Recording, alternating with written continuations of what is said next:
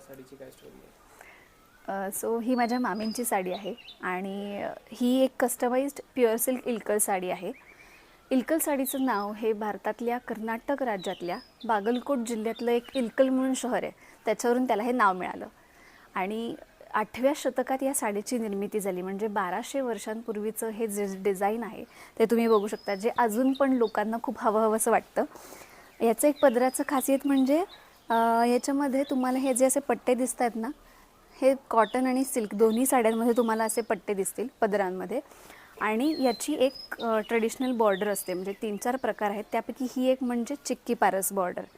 So 4 inch ते 6 इंचांमध्ये याची border येते. आणि बॉडीमध्ये जर तुम्ही बघाल तर छोटे चेक्स, मोठे चेक्स, लाईन्स हे टिपिकल त्याच्या बॉडीचा टाईप आहे. सो ही कस्टमाइज असल्यामुळे याला लाईन्स विथ बुट्टी आहे. पण ही इरकल अशी साडी आहे की तुमच्या बकेट लिस्टमध्ये ही असायलाच हवी. तुम्हालाही जर इरकल साड्या आवडत असतील तर नक्की फॉलो करत राहा काठपदर सिरीज.